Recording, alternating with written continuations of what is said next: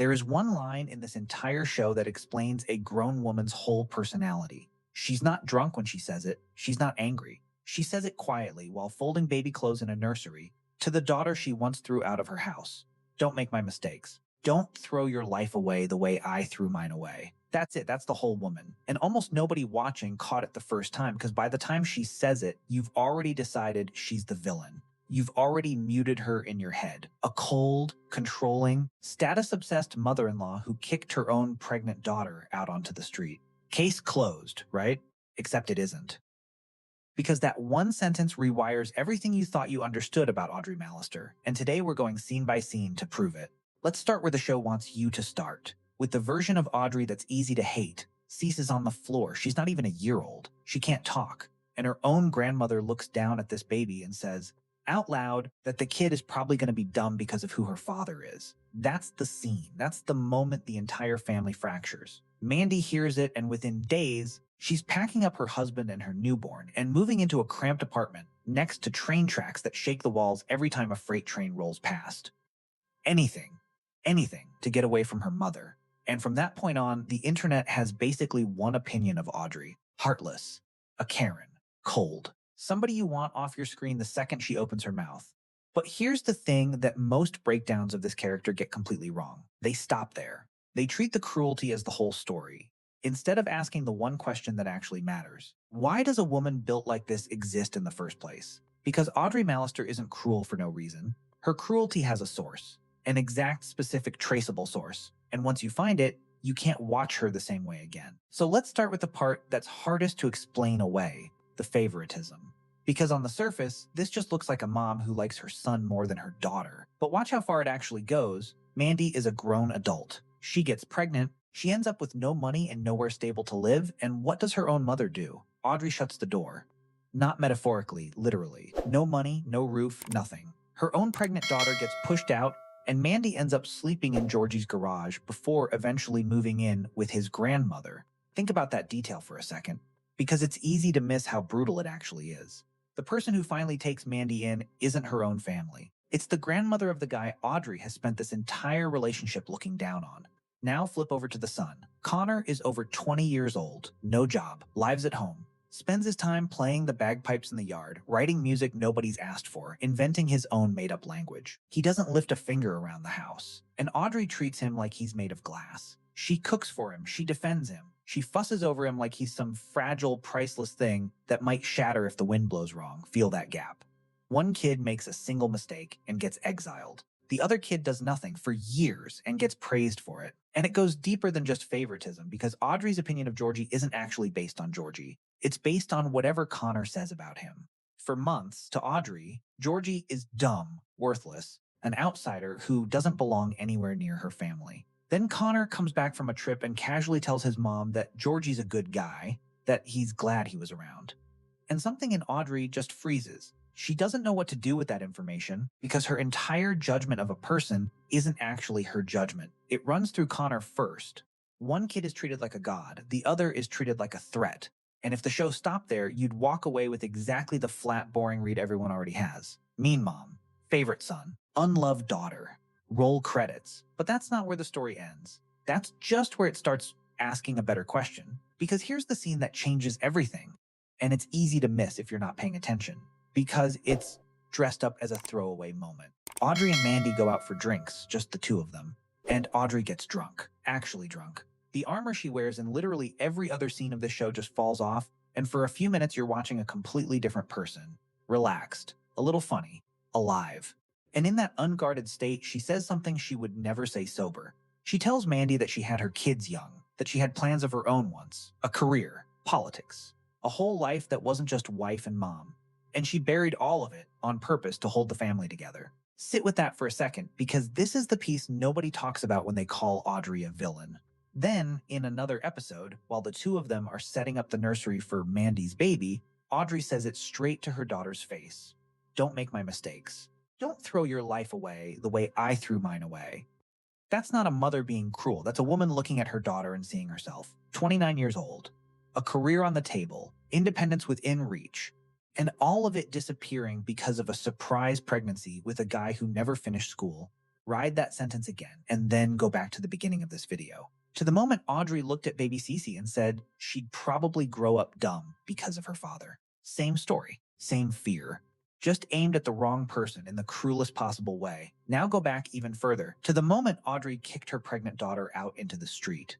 It's still wrong. Nobody's arguing it wasn't wrong. But now it doesn't read as pure heartlessness anymore. It reads as panic, as a woman who lived through this exact script once already, who knows precisely how it ends, trying badly, cruelly, but desperately to shove her daughter out of a life she's terrified Mandy is about to get trapped in the same way she was. It came out monstrous. But the fuel behind it was fear, not hate. One drunk conversation and the entire character flips, and that's just the daughter. There's a second front to this war, and it might be even more revealing because there's one person Audrey turns into a full-blown enemy, no exceptions. And it's not Georgie, it's Mary Cooper, Georgie's mom. The other grandmother. These two women are fighting an actual war, and the battlefield is a baby who can't even talk yet. Mary secretly baptizes Cece as a Baptist behind the parents' backs. Audrey's response? She does the exact same thing, takes the baby to her own priest and baptizes her a second time, Catholic. Neither grandmother asked the parents. For Audrey, beating Mary mattered more than respecting her own daughter's wishes.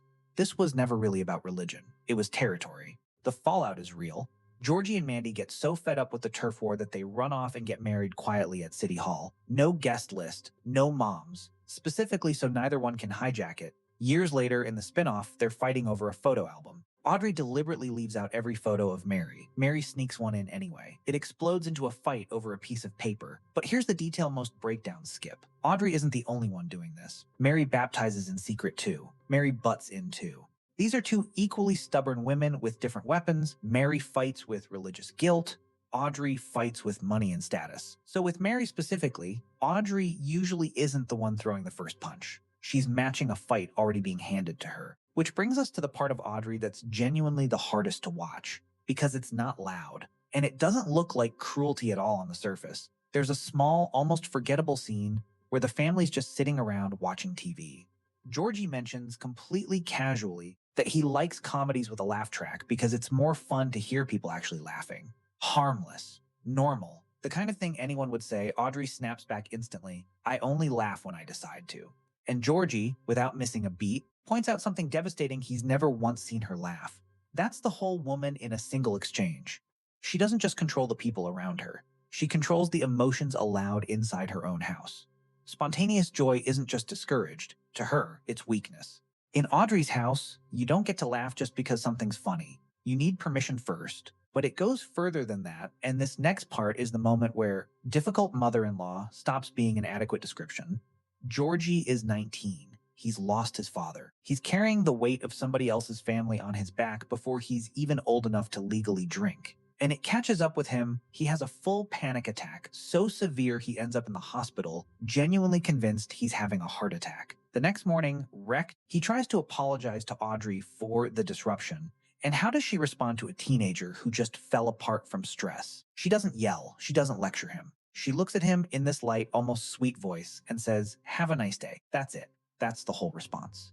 And that's the part that should genuinely unsettle you, because cruelty doesn't always raise its voice. Sometimes it smiles on the way out the door.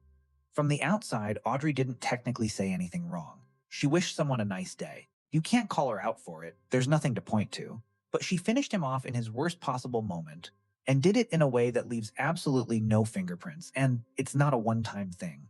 Later, when Mandy's struggling in her marriage and comes to her own mother looking for comfort, Audrey doesn't offer any. Instead, she says, "Jim and I never fight because we're adults," taking her daughter's actual pain and using it in the same breath to put down Mandy's marriage and take a shot at Georgie. Even though, ironically, Audrey fights with Jim constantly, hard enough to make your head spin, while Jim just quietly absorbs it every time. Because here's the thing underneath all of this. Audrey is almost physically incapable of admitting she's wrong, and there's one scene that proves it better than anything else in the entire show. Remember that apartment by the train tracks? The one Mandy fled to after the dumb because of her father comment? Audrey actually goes there. She shows up to try to talk her daughter into coming home, and something remarkable happens. She starts to apologize. She's right on the edge of the words. And at that exact second, a freight train roars past the window and drowns out every single syllable. When the noise finally dies down and Mandy asks her to say it again, just repeat it, that's all. Audrey refuses. Won't do it. Won't say it twice. It's funny and it's genuinely sad at the same time, because the pattern is right there in front of you. This woman will only apologize under the exact condition that nobody actually hears it. Her pride matters more to her than repairing the relationship with her own exhausted daughter. She takes the first step every single time with Mandy, with Mary later on when she drives over to make peace after the photo album fight, and then wrecks it herself because instead of saying sorry, she pivots to pitying Mary for being widowed. She came to make peace and somehow still ended up positioning herself above the other woman. Even Audrey's attempts to be kind come out filtered through pride. That's not a coincidence. That's the whole mechanism of this character. Now here's the layer most people never connect to any of this, and it explains almost every interaction Audrey has with Georgie, specifically, Snobbery. The McAllisters aren't poor. They own an auto shop, comfortable money, Catholic, image conscious. And who is Georgie to Audrey? No diploma, a thick accent, a guy who works with his hands. She doesn't hide it. When Mandy defends him, smart in his own way, good with money, Audrey fires back instantly. A hard worker who's thrifty. Wow, what a catch. Venom dressed up as a compliment. Even the nursery scene has a second layer. Audrey suggests decorating it library style so the baby loves reading. Sounds sweet. It isn't. It's a dig at the fact that she thinks her daughter and son-in-law don't read. And the clearest example comes in the finale. Georgie's been pouring everything into the family shop, quietly dreaming it'll be his one day. Jim and Audrey decide to sell it without even asking him. When he pushes back, they tell him flatly, "This is a McAllister family decision," meaning you're not family. One sentence to put him back in his place. He does eventually buy the shop, but only because Mary puts up her own house for the loan. Not Audrey, Mary. If it weren't for the grandmother Audrey's been at war with, Georgie's future looks completely different. Now, if I stopped the video here, I'd be giving you a villain. And that would be a lie because Audrey isn't cardboard. And pretending otherwise is less honest than the flat, "she's just mean red" everyone starts with. She doesn't just throw shade. She gets drunk and has a real conversation with her daughter that costs her something to say out loud. She drives to Mary's house unprompted to attempt peace, clumsily, but she does it. She teams up with Georgie to redesign the shop for female customers, and it works, and real respect for him wakes up in her. Even the actress who plays Audrey has said she never approached her as a villain, she played her as a mama bear, doing what she thinks is protecting her family, with methods that are genuinely brutal. And two things people get wrong constantly. First, a lot of viewers think Audrey took pregnant Mandy into her house. She didn't. She kicked her out. Mandy only moves in later, after the baby's born and after they start repairing things. Two different points in the timeline and people mix them up. Second, the diagnosis crowd. Narcissist, sociopath, psychopath. None of it holds up because a genuine narcissist cannot apologize. Full stop. Audrey, clumsily buried under pride, ruined by a passing train, does apologize. She takes the first step more than once on her own. That's not what that label looks like. And no, she doesn't hate her granddaughter. It's the opposite. Every one of these wars, the double baptism, the photo album, the nursery, isn't a lack of love. It's the same suffocating need to control everything, because control is the only thing that's ever made her feel safe. So here's the actual point of everything we just walked through. The first time you watch this show, Audrey Reed's is simple. Mean mother-in-law. Skip her scenes if you can.